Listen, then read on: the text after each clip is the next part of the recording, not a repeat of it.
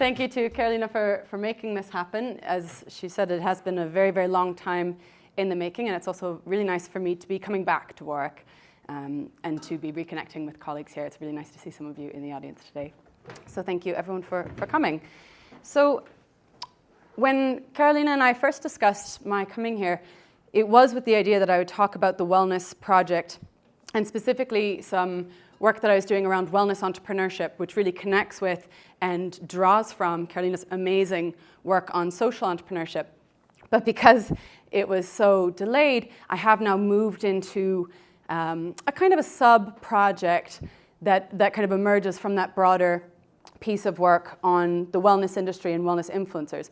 So what I'm going to do today is to tell you a little bit about how it is that I arrived at this topic, and to pose a series of questions and to try and offer some very preliminary answers based on the work that I've done to date. But this is very much work in progress.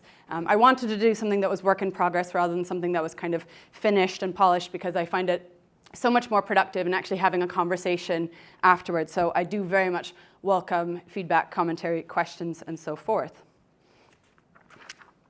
So to tell you a little bit about how I arrived at this project, this kind of sub-project about medical influencers who are within the wellness realm, I'll bring you back to the original point of interest for me when I became interested in wellness as a novel cultural formation in the UK, a kind of a new commercial development, a kind of hybrid movement market space.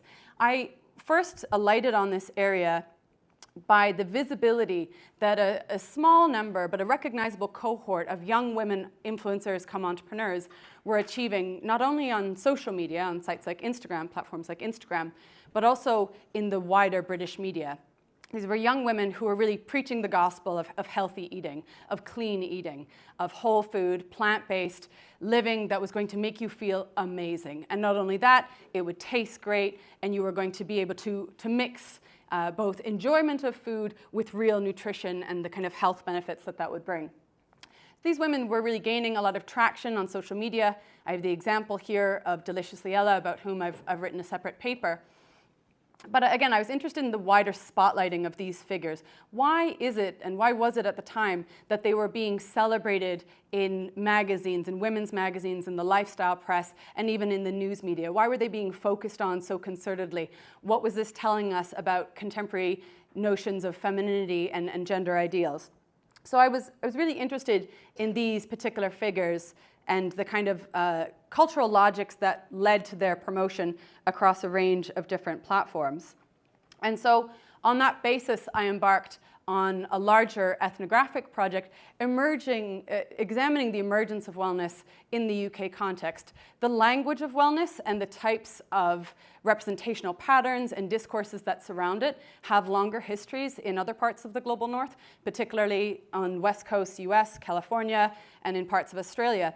These things are already very familiar there. So the kind of the smoothie bowls and the green juice and so forth, those things have a longer cultural presence in other parts of the world, and not only the parts that I've mentioned. But in the UK context, it did seem to mark out something of a novel development. The UK is not exactly known for its colorful or healthful cuisine. So this marked out something of a new development. And it wasn't simply that these people were finding large followings on social media. It was also that the kinds of dietary products that they were promoting, the kinds of dietary trends that they were promoting, were also finding their way not only into the wider media, but also into actual supermarkets and into cafes and high street chains. And so I would see products and preparations that had been showcased on social media maybe 6 months before suddenly appearing in Pret and Pret-a-Manger and in M&S and other supermarkets and so forth. So I was very interested in the huge influence that they seemed to be wielding. And so I embarked on a larger ethnographic project, which was multi-sited fieldwork, which involved both media analysis, looking at the kind of Instagram content that was being produced, the books, the podcasts, the apps. There's just a whole plethora of wellness media that's available today. I was also going along to some of the events, and this was something that was partially disrupted by COVID. My fieldwork spanned a period of about 5 years and had different kind of intervals and phases to it. But actually going along to events, mostly in person and then eventually online in the context of COVID, to actually see who was participating in these spaces, what kinds of audiences made up the followers that these women were drawing online. What was it that brought them to this sphere in the first place. And to deepen my understanding of those questions, I also did interviews. And the interviews that I did were both with the wellness influencers themselves, some of them that I had access to, content creators who are actually, they're kind of underlings, in many cases actually producing the content that then they become the face for. Also talking to the followers themselves, women who saw something of value in the kind of content that they were producing, that tried to reanimate some of their own lifestyle practices by following these women and taking up their advice. But also other types of people who got drawn into this space. So dietitians and doctors, people who, for one reason or another, wellness showed up in their professional life and became something that they had to have a position on and be knowledgeable about. And so the way in which I envisioned and undertook my fieldwork was very much inspired by a piece of work, Ethnography Through Thick and Thin, which really places a value on this kind of multi-sited fieldwork. So not necessarily being in only one place, but moving around and really following connections, following relationships, trying to map them out. And one of the ways in which this was enabled was through the affordances of social media, where the algorithmic functions of it very often are trying to direct you to more of the same. So more kinds of similar content from other types of users. But also once I was actually in places and I was doing field work, I was meeting people in range of settings from supermarkets to church basements, I was actually asking them, so who do you follow? Let me learn from you. Who is that kind of an active figure in your life in the wellness realm? Who inspires you? Who do you attempt to kind of base your own lifestyle on? And so through this kind of approach, this interest in following connections, in making the associations, in demonstrating the relationships, I became very interested in a set of figures who, for various reasons, were somehow absent in the existing literature. So the people that I became interested in this regard are those who have medical qualifications, who are either practicing doctors or other kinds of health professionals, or who they have their medical qualifications but perhaps are working in other areas. And through the research that I was doing, again, this approach of kind of mapping relationships, I found that they were right at the center of a lot of these interchanges and relationships. Medical doctors are really key nodes within the wellness industry. And yet when I was engaging with existing academic work on wellness, wellness industry, wellness influencers, I really didn't see them accounted for. And so there were a number of things that were in play in this regard. The media studies literature on wellness influencers overlooks these figures, but not only that, it actually makes them almost impossible to see, because one of the common arguments in this literature is that wellness influencers are unaccredited. They do not have regulated forms of expertise. They do not have university degrees. They have not been to medical school. That is an assertion and assumption that is just absolutely replete through this literature. But not only that, there's a corollary assumption that many influencers are anti-science. They're anti-medicine. They position themselves at a distance from conventional medicine, or they're actively hostile to conventional medicine. And that's why there's a lot of focus on questions of misinformation, in particular in this literature. And so with this in mind, wellness, the medically qualified wellness influencers almost become a contradiction in terms, or an impossible subject. How could they possibly be in this space that is all about first-hand knowledge, the kind of the centrality of individual testimony, of embodied experience, and so forth? But again, by following this approach of mapping relationships, I found that these figures were very much central to these networks. So why might this be then? If these figures are there, if they're observably central, then why aren't they being written about? And why is it that not only are they not being written about, but they're not really thinkable within the dominant paradigm of research in this area? So I think that this symptomizes a kind of academic credentialism, an investment in credentials, whereby it's presumed that wellness influencers lack credentials in the first place. So that's a kind of starting point assumption, but also that this is a problem in some way. It's a problem in and of itself, because who are they to be giving advice? They do not have the credentials required to give advice. And that express language of required is something that I've seen in work in this area. being referred to as unlicensed natives, a terminology that I think is quite problematic in a number of regards. But again, there's this assumption that it's a problem that people who are not medically qualified or qualified as health professionals would dare to give advice about living well, eating well, and so forth. So who are they to dispense advice? But also, there's a further idea that this begets further problems. Specifically, that the popularity of wellness influencers is symptomatic of widespread public distrust in medicine and in science more generally. So the idea that their popularity kind of symptomizes this broader mistrust in doctors. So there are indicators of this. There are certain indicators that you could look to suggest that there is this kind of issue of mistrust, and the idea that these people are really kind of fomenting it. They're bringing it about. They're creating distrust in doctors, and that they're kind of a vector then for this kind of sentiment and the attendant spread of misinformation. And so in this regard then, where medical influencers are spoken about, are written about in some cultural commentary certainly, there's an idea that this is something to be welcomed. They are a remedy to the times. They're going to solve the problem of health misinformation. They're going to fight fire with fire. We need doctors on these platforms to fight the spread of misinformation. That's a very commonplace assumption within some cultural commentary, and also within some medical commentary as well, professional commentary. And I think, for me, this reflects an anxiety about threats to credentialed expertise in the digital age, and also fears of feminized media culture. And that's sentiments and ideas that I'm drawing from the work of Heidi Zimmerman, who's looked at analogous phenomena. And she argues that, particularly among academics, this kind of recourse to credentials, the idea that all would be well if the people giving lifestyle advice online simply were accredited. She argues that that comes from a kind of fear of falling among academics themselves. Their status is more and more precarious in many parts of the world, and so there's a reinvestment in trying to reassert those boundaries of who is a legitimate expert and who is not. So what have I been doing then to try and center these figures? I decided, as a kind of sub-project within this larger wellness project, I would look at some of these figures in detail using what a colleague of mine, Lily Huliraki, describes as the meritive example, where essentially you choose case studies which seem to demonstrate a regularity in their features and ideally a systematicity in their effects. And so that's what I'm trying to map. The materials here really followed from the broader ethnographic project in terms of centering Instagram content, but everything else, all the other types of media that tend to go around that, as well as attending certain events, looking at media reporting and industry reports. And one of the questions that I'm trying to address in this sub-project is to ask, what difference do credentials make? So if there's the idea that the problem is the fact that most wellness influencers are unaccredited, what difference does it really make when you have medical doctors acting in this sphere and participating in these, this type of content production and styling themselves as influencers?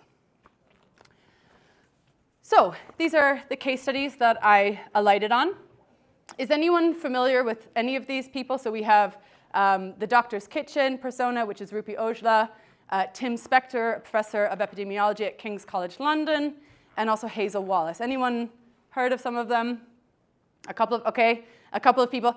I imagine most of you, many of those who have heard of someone have heard of Tim Spector. He is ubiquitous. I personally cannot seem to escape him. Every time I turn on Radio 4, which is every day, he's in there at some point of the day.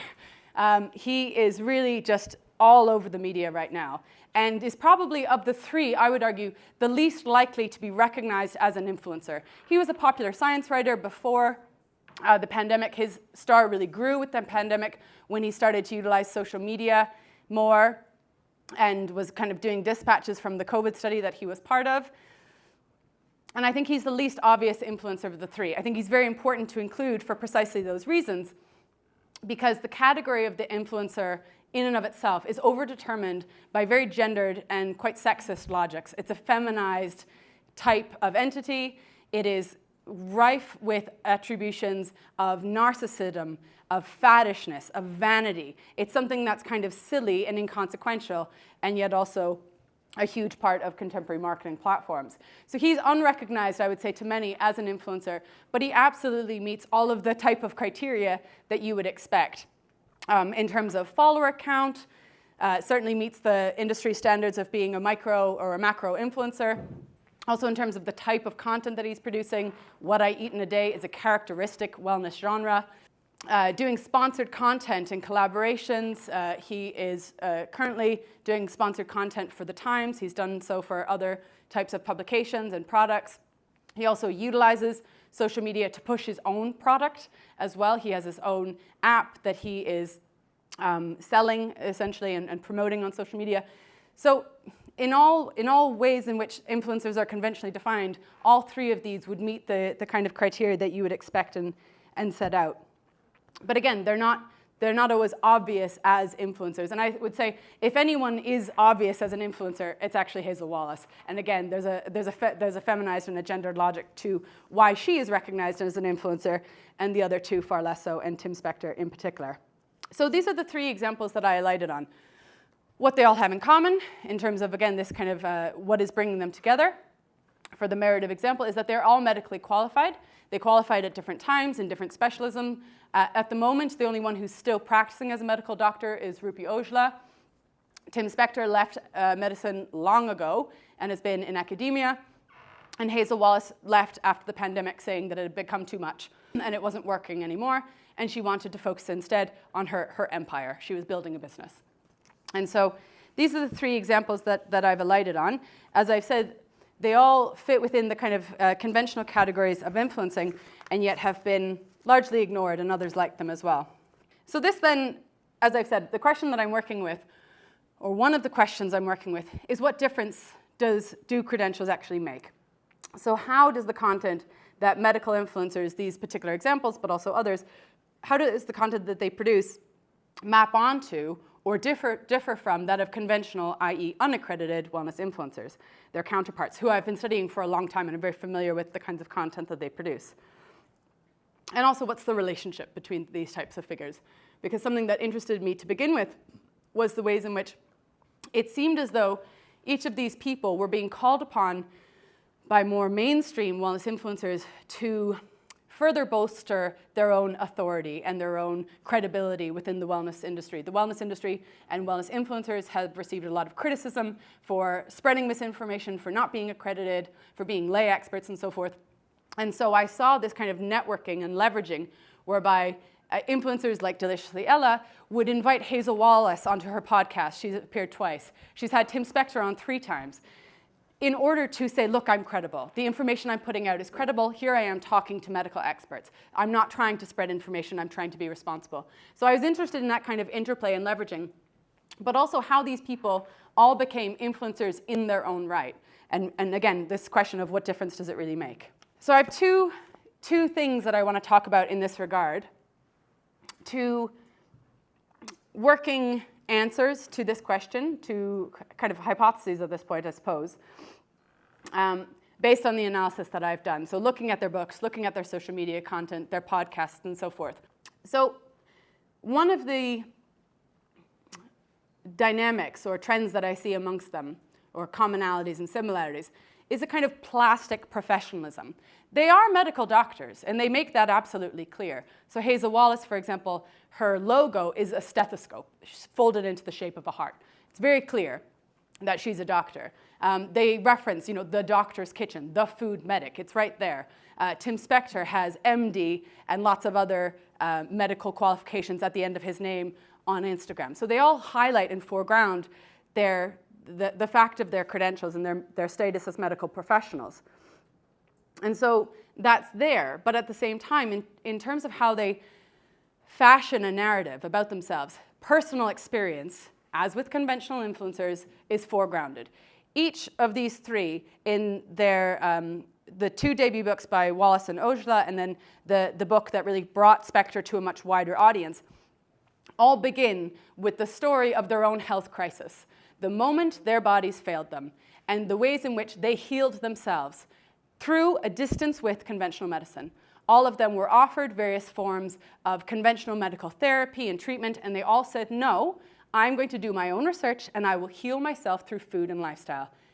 And that's the story that they tell. That is exactly the same story that conventional wellness influencers tell, and they are heavily, heavily criticized for doing so because it's N equals 1.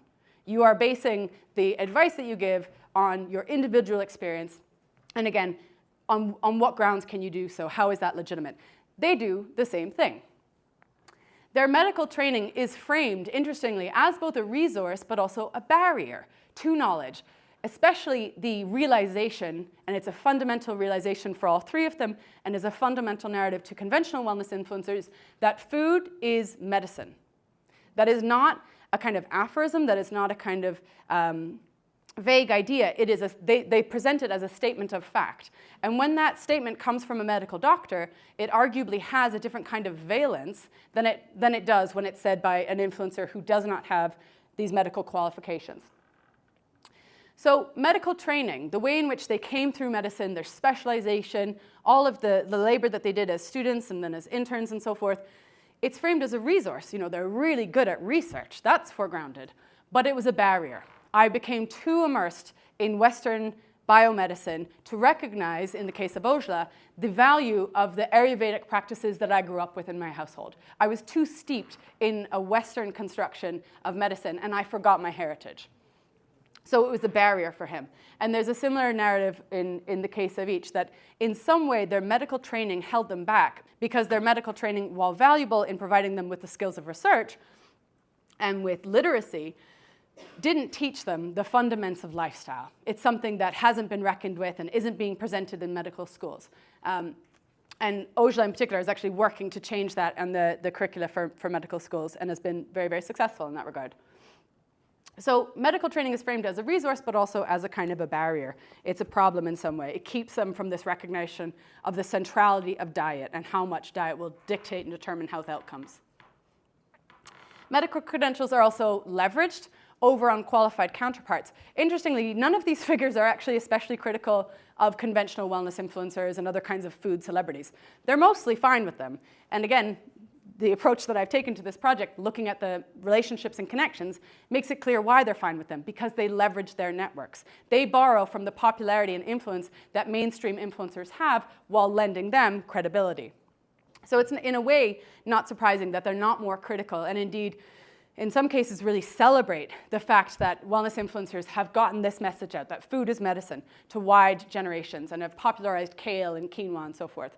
So in many ways, they're actually quite celebratory of wellness influencers more generally, and really kind of have quite tame criticism, if any. But at the same time, they are each, and in different ways and to various extents, quite harsh towards other medics. So your everyday GP, who does not understand lifestyle and is not dealing with it, is just giving people pills. You know, they're not taking the time to listen to their patients. They're not taking diary histories of food intake and so forth. They're just giving them pills. And so there's this idea that the problem, and particularly for Spectre, who wants to see the GP system eliminated and replaced with an app, medics are a problem. Medics are a problem. They are not listening, and there's good reasons to make some of these criticisms and medical paternalism. But the idea that medics are a problem, or that medicine in general is problematic. Medicine in general, particularly Western biomedicine, has not caught up with and cannot grapple with the problems that are attributed to so-called lifestyle disease. And at one point, it's worth noting that for many people within the lifestyle medicine realm, COVID was classified and discussed as a lifestyle disease, despite being quite clearly communicable. So the ultimate effect then, so again, Huliaraki's point in this meritive example approach is to try and understand something about the systematicity of the effects that these case studies might have. And the effect that I'm proposing may be happening here, the ultimate effect of this kind of plastic professionalism, utilizing but then also backgrounding your credentials, putting yourself forward as a doctor, but almost as the singular doctor who you can actually trust. What is the actual effect of this? My thinking at this point is that this kind of content, this kind of messaging, these narratives may actually undermine rather than restore faith in medicine and other public health authorities. So there's this narrative in cultural commentary on medical influencers that this is a remedy to the times. We're going to fight fire with fire. We need more of these people on more of these platforms to restore faith in medicine. I don't think that's necessarily what's going to happen here on the basis of this kind of plastic professionalism. Okay, so my second theme, and again, I only have two. the dietary prescriptions that each of these figures make available. So they are providing actual recipes. They are writing actual cookbooks. Tim Spector says that he is not interested in providing advice. He doesn't want to tell anyone how to eat, but he does. At various points, he gives my 10 rules for how to eat well, and he, on his Instagram in particular, is continually putting out recipes and suggestions for specific products to buy and to eat and so forth. So they're all making dietary prescriptions. They're writing prescriptions, as a doctor would, about how to eat and what to eat. And the kind of prescriptions that they write, for me, what was amazing, having sifted through dozens of wellness books at this point, and mostly cookbooks, is how incredibly similar this content is. The ethos is absolutely the same. It's about going back to basics, making the right choices. Trying to have food that's delicious but is also nutritious. You should enjoy your food, absolutely, but never for a moment miss the opportunity to nourish your body. It is a constant imperative. Never let that go to waste. Find balance, though. So this ethos is very similar, but also the actual contents are incredibly, strikingly similar. It is ultimately a whole food, plant-based diet. Just a little secret, that is the Mediterranean diet, which has been long touted for its health benefits. There's also an extreme ethnocentrism to that.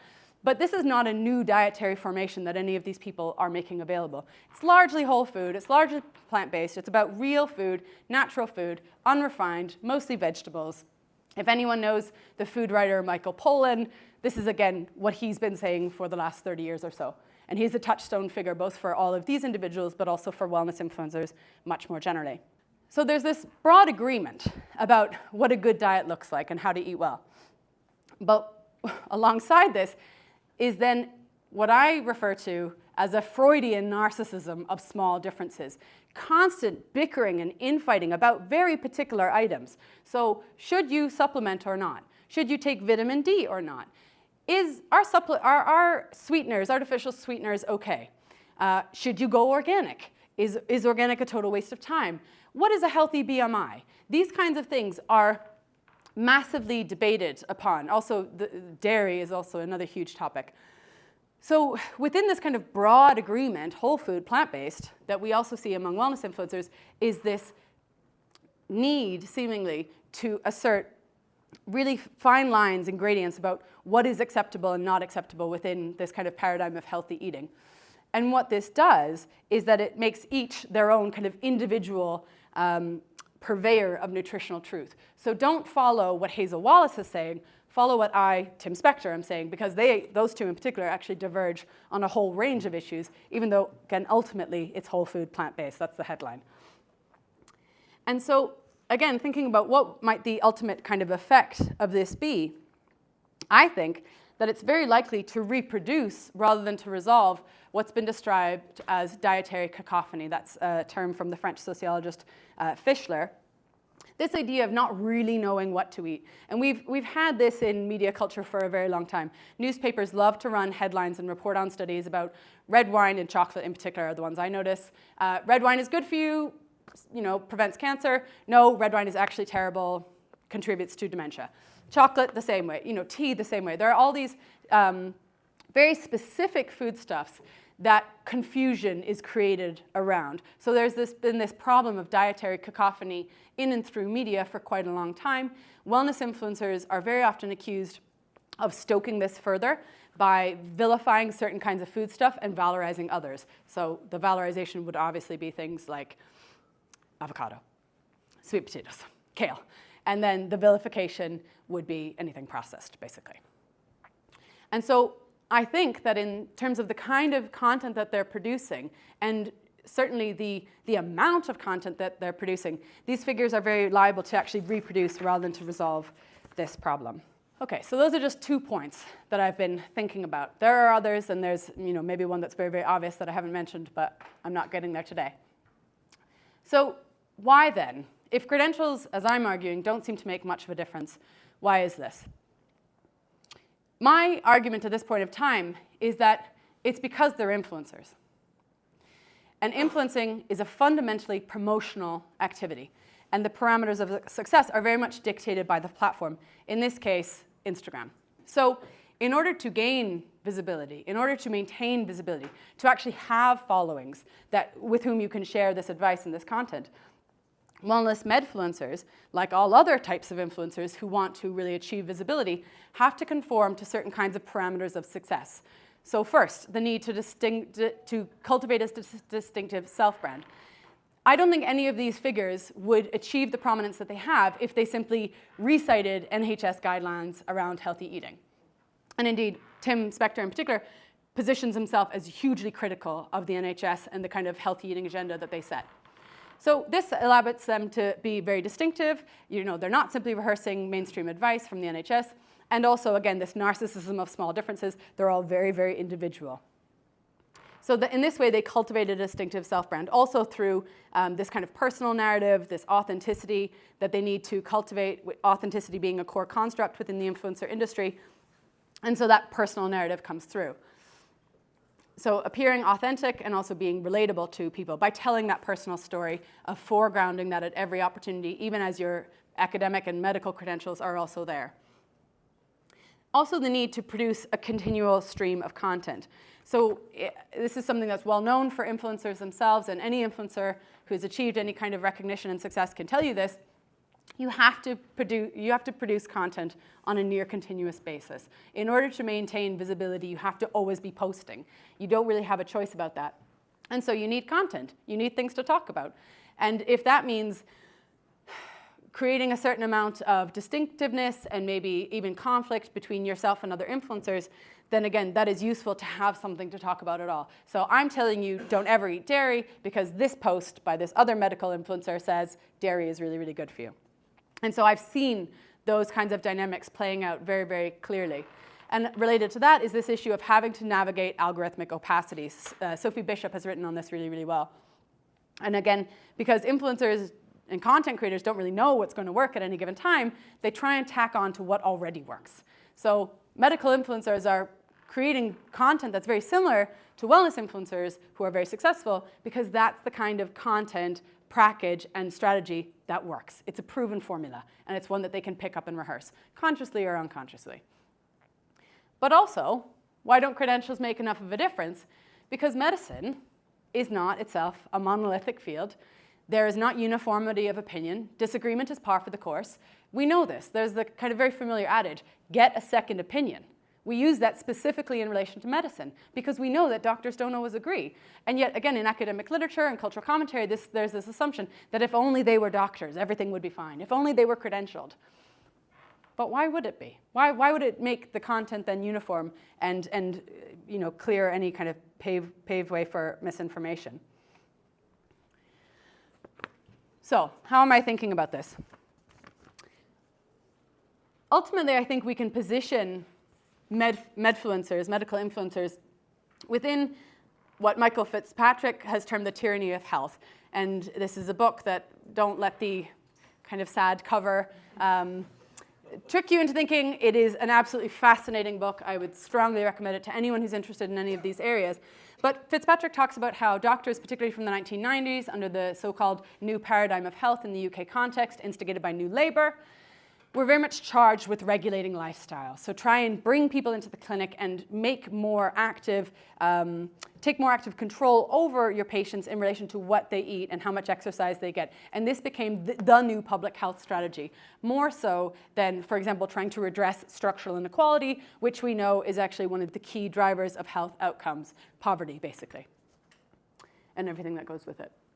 So in my view, then, medical wellness influencers are kind of reinvigorating this unfinished project of healthism. And they're doing so at a moment that I think is very, very crucial. The context of this is the decline of the NHS, the rise of wellness and the decline of welfare. That's been an orientating theme for me this whole project. So they're doing this at a moment when the state of the NHS is ever more precarious. And a few things that are troubling about this, one of which is that a lot of research in critical health policy demonstrates that there's very little evidence for promotional health strategies. It doesn't work. There's an ideological investment, there are historical antecedents to this, but ultimately there's very little evidence coming from policy to demonstrate that these kinds of promotional logics, people telling other people, just eat this way, just do this thing, you'll be fine, doesn't tend to make much of a difference in health outcomes. What it does do, if anything, is to actually increase health inequalities, because those who are primed to hear that message, who are responsibilized, very often middle-class subjects, hear that message and then make their own health behaviors even more careful and regulated and surveilled. And those who are excluded from that kind of narrative do not and fall deeper into poor health outcomes. And so you have this stratification. So I think this kind of formation, this kind of cultural trend is problematic for at least these kinds of reasons. And for me, I'm also concerned with, again, thinking about it in the context of the NHS being exceedingly precarious, the deeper ideological struggle that's happening here and the kind of ideological stakes of these kinds of influencers with the message of responsibilization that they so absolutely make clear to their followers. What kind of ideological stakes are involved in that kind of messaging? So these are the things that I'm thinking about at the moment. Thank you for your time and attention, and I look forward to any comments, questions you have.